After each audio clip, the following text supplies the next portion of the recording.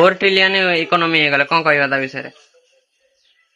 ये तो सारा दुनिया कहूँ आम कौटी पहुंचुचु आ कौटी पहुंचा चाहूचु एटा हूँ आम ନିଜସ୍ୱର ଗୋଟେ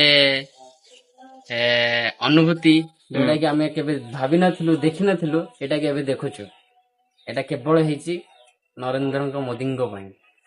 ଆଉ ଯିଏ ଆମକୁ ଦେଶକୁ ଏତେ ଆଗକୁ ନେଇଛନ୍ତି ନରେନ୍ଦ୍ର ମୋଦି ତାଙ୍କ ପାଇଁ ଦି ଶବ୍ଦ ତାଙ୍କ ପାଇଁ କିଛି ଭଲ ଶବ୍ଦ ତାଙ୍କ ପାଇଁ ଶବ୍ଦ କହିବାକୁ ଆମେ ଏପର୍ଯ୍ୟନ୍ତ ଆମକୁ ସେତିକି ଆମେ ତାଙ୍କ ବିଷୟରେ କହିବା ପାଇଁ ବର୍ତ୍ତମାନ ଆମକୁ ସେତିକି ଅଧିକାର ମିଳିନାହିଁ। ଆମେ କହିବୁ ବି ନାହିଁ। ଆଉ ସିଏ କଣ ସାରା ଦୁନିଆ କହୁଛନ୍ତି ଆମେ କହିଲେ କଣ ଅଛି? ଆମର କିଛି ନାହିଁ। ଆମେ ତ କହୁଛୁ ବର୍ତ୍ତମାନ ଭାରତର ଯୋଉ ପରିସ୍ଥିତି ଏଥିରେ ଗୋଟିଏ ଲୋକର ଅବଦାନ ରହିଛି।